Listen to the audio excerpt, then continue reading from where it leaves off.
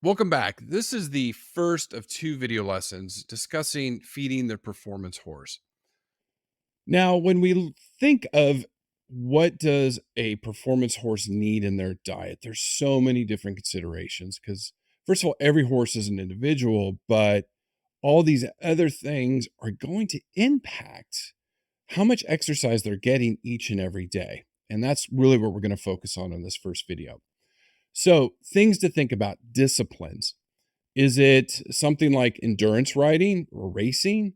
Or are you just going out and doing some pleasure riding? And there's a whole wide range that we're going to talk about because that intensity of exercise, how hard and how often, will dictate what they need in their diets. Then your training and competition schedule can change throughout the year. So during show season, it could be pretty intense. And then during the off season, the horse is on rest and they might not need as many nutrients as that you would be feeding them during the showing season. Different breeds. We know we have easy keepers, hard keepers. That can dictate what you feed your horse. Their age is going to impact that. Then frequency of travel, health history, all of that combine to dictate what your individual horse will need. But here's some generalities. Here's some, again, more key considerations.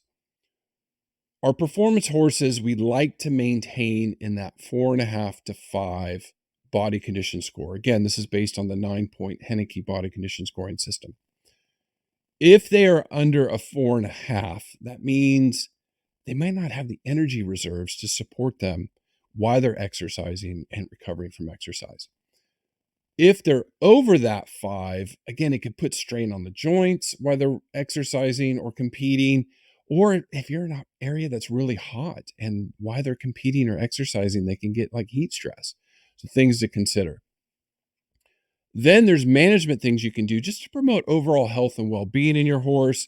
You don't want to push them too much beyond their level of fitness excessively. You want a horse to be around other horses. If you're traveling a lot, how do you support them? Like sleep. And then, your tack, make sure your tack fits properly. All things that are important in how they impact your horse's overall well-being. Now, step one is to determine how much exercise your horse is getting each week. Now, this is according to the NRC, and it's based on heart rates during these certain competitions or during these different types of exercises. And they break it down into light, moderate, heavy, and very heavy. And you can see the types of disciplines that fall into those categories. So light, pleasure riding, starting training, some show horses that occasionally show, that could be considered light exercise. Moderate exercise, you can have polo, maybe not super competitive, but starting a polo, frequently showing, again, depends on the discipline. Schooling horses, recreation riding can be kind of intense, depends on where you are. Then heavy, then we get into really competitive polo, starting to train and racing. You can read that. And then very heavy, here's our top athletes, endurance riders, 3-day eventers, our standardbreds, thoroughbreds. There's other breeds that race. All of those horses in racing, that's very heavy work. Now you can see the energy requirements, and this is for a 500 kilogram, 1,100 pound horse. You can see the caloric needs, but just that percentage above maintenance. So we had that maintenance diet, what every horse needs just when they're doing their own thing every day. And once you introduce exercise, it starts to up that energy that they need each and every day from 20% in light all the way to 90% in very heavy. Then when we look at protein needs, yes, protein does go up, not quite as intense as energy as far as jumps in percentages, but you can see in light, that's 11% above maintenance. And then all the way to very heavy, 60% above maintenance of their protein requirement. So now let's just start looking at the basics of how do we optimize these diets and these performance horses. And our goal is supplying a forage-based diet, and we may need to add some energy, but it's going to depend on the horse, and we're going to talk about that. Then we want to ensure we're always meeting their vitamin mineral needs. Then we're going to support their hydration, right? We're going to add that sodium and have them increase drinking, and then electrolytes. got to have to consider that because as these horses exercise, they're going to sweat and lose that. Now, one thing we know is when horses exercise, they do want to eat more. So, from our light horse to our very heavy horse, it goes from 2.25% to 2.5% per day. But if you're allowing that horse to consume as much forage as they want, you could be meeting their energy and protein needs. So, again, it's going to depend, and we're going to talk about that. So, that leads into, does your horse need, say, like a complete feed on top of that forage based diet? Again, vitamin mineral mix, maybe electrolytes. And what's going to determine that? If you need to add any supplemental feed. So, exercise level, again, light to very heavy, their body condition. So, are they underweight, overweight, or right where they need to be? Then your hay quality is going to impact that.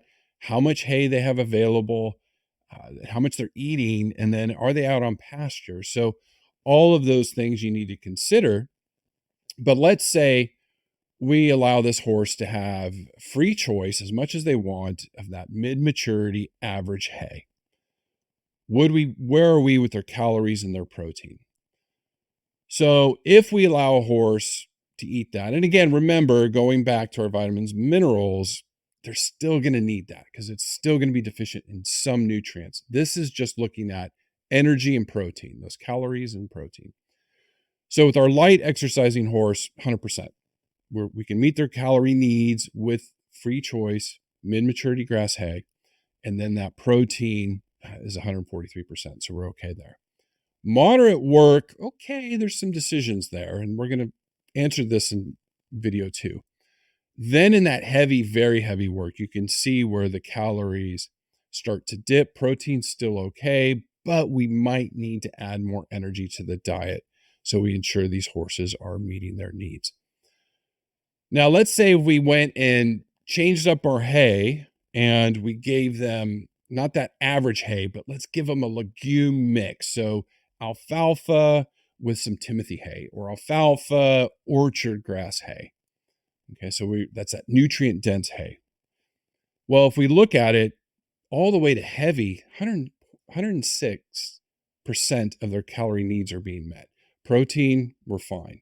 When we look at the very heavy, okay, we're at 89% still. So probably going to need some calories in their diet. And we're going to look at that in video 2. So the take home message of this one is to identify the level of exercise and all those other factors when we look at the diet of the performance horse and what alterations can you make so we're meeting their energy and protein needs. So we're going to address that in video 2. So look for that.